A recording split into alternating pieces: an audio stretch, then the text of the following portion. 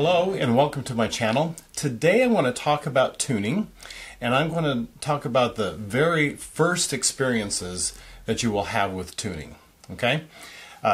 If you're in my string tech class and so you're watching some of these supplements, if you don't even think that you're going to wind up teaching strings one day, chances are you're actually wrong. You probably will. That's number one. But number two, even if you don't, one thing this class is really good about is working on your intonation, just more than anything.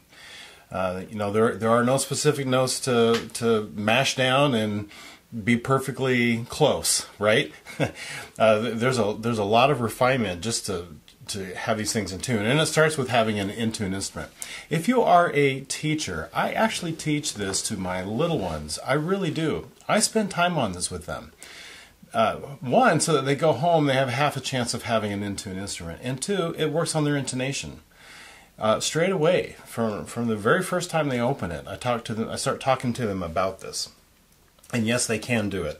First of all, so let's get into it. So first of all, we have fine tuners, and that's what I'm going to be working on today is fine tuners.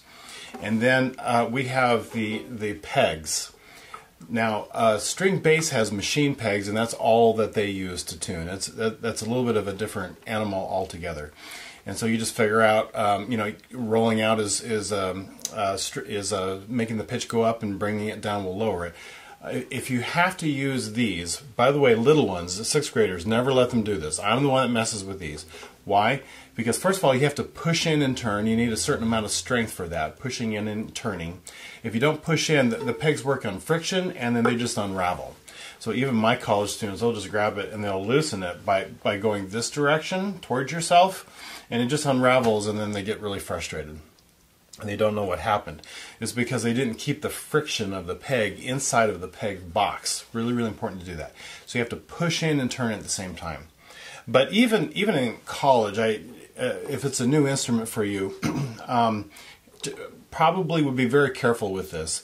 You can just turn it a little bit and pop the pitch up a third or fourth, or if you do even more than that, you can do a fifth. And it is very easy to break strings. And the kids will say, I hardly turned it. It's like, well, I know. I like to call these macro tuning, right? It'll do a bunch. So be very careful with these, and you just very little bits. And I truly mean very little bits. But what I'm going to talk to you is using fine tuners. So I'm going to turn this way a little bit so that you can kind of see this. What I will do in class is I will tell violins and violas to take the instrument and put it in your belly. And you're going to pluck with a finger, and you're going to use the fine tuner to get it in tune. And with cellos, I'll tell them to put it in front of them like this, right? Turn it to themselves, the end pin's on the floor, and that way you can work on the fine tuners, and you can pluck at the same time. It's really important that you hear the pitch changing at the same time that you are tuning. So this is a very slow way of it, and some students will do this. They'll pluck and then they'll turn, then they'll pluck and then they'll turn. I would rather just pluck like crazy so I can hear it all at the same time. All right, so plucking with one thumb. Now if you're, you know, if it feels better to do it this way, that's fine. It actually really doesn't matter. All right? So that's what we're going to be doing, and that's what I'm going to talk to you about. All right, so this is a viola. I'm going to do, just a second. Whew! I had to sneeze. Okay, there we go. So what? This is going to be a viola. So I'm going to start on the A string here. So violins, it's the same pitch, A, and then after that's going to be D. Then after that's going to be G. If I was on a violin, then I would scoot up to the E. But on a viola here, I'm going to scoot down to the C. Okay, and you need a reference pitch. For you teachers that have little ones, the way I do this is I take that very first song in the method book. You know, let's play open D, you know, and I loop it. I've just constantly loop that sound because they're going. And then I'm going to go around and let's get it in tune. And then I listen to them. And I'll bend down and I'll tell a kiddo, hey, I want you to know that is a flat sound.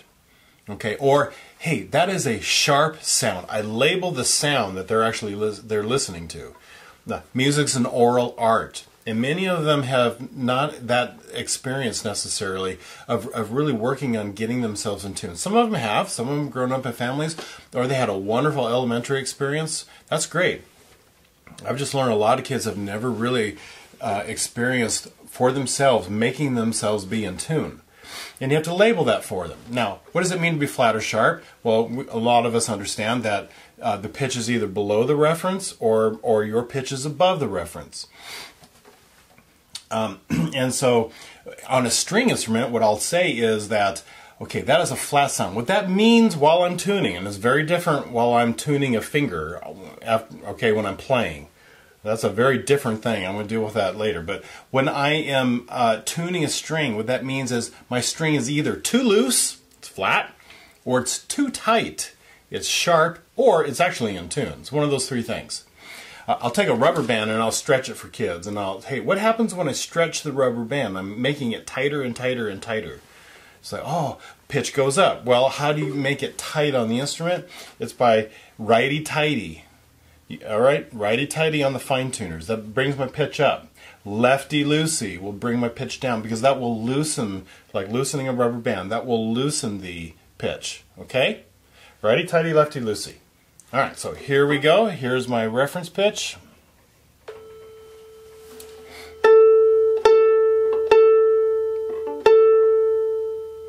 It's one of three things. It's either sharp, it's in tune, or it's flat. Okay, just so that you can hear it, I'm going to go righty-tighty. Label that for kids. Okay, that is a sharp sound, kiddo. Got to bring it down. That means you got to loosen it. Lefty-loosey.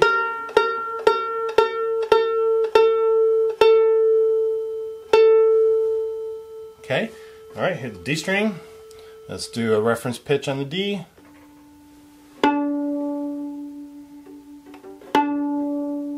That's a flat sound, righty-tighty.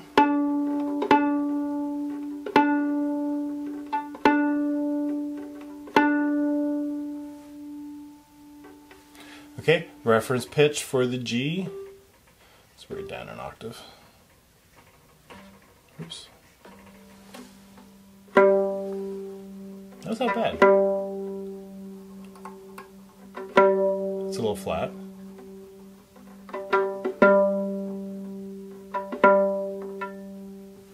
There you go. I don't know if you can hear this, it's awfully soft. C.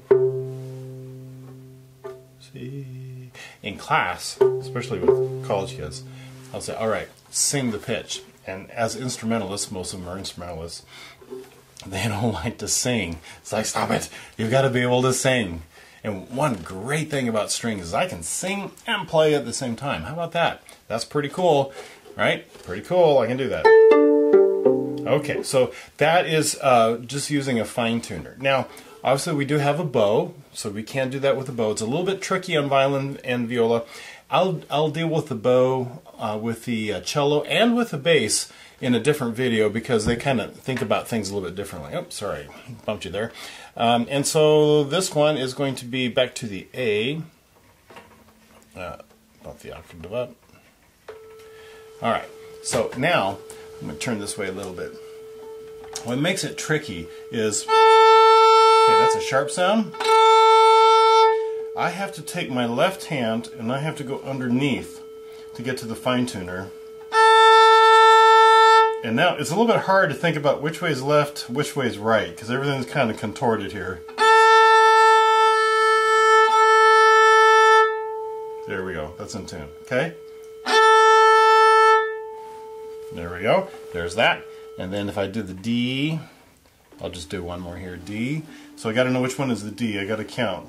1, 2, I'm working on the second string.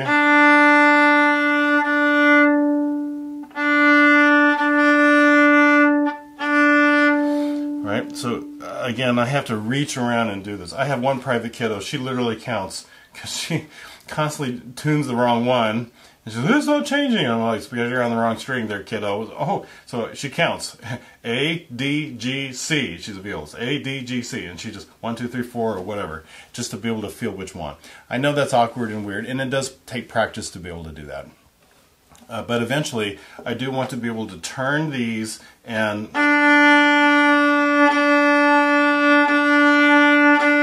that at the same time. It's really important that I can turn it. Turn fine tuners fast so that you can actually hear it. Okay, don't do it super slowly. Do it fast because it changes it so small that if you do it too slowly, it's going to be really difficult to hear it. Okay, make it go fast. The other thing I like to do is to flatten the pitch. Even if I think it's in tune, I'll flatten it on purpose and then I'll bring it back up, and always kind of slide it into pitch as I think about that. Okay. Now I'm going to deal with perfect intervals later. That's kind of a different thing. Right now, again, it's just that very first experience. Right? Stick the instrument in your belly, pluck, and turn at the same time, so you get this righty-tighty, lefty-loosey thing. Once you get that pretty good, then learn how to do it with your bow, and that's the next step. Bow and then turning with your fine tuners. Okay? All right. I will see you at the next video.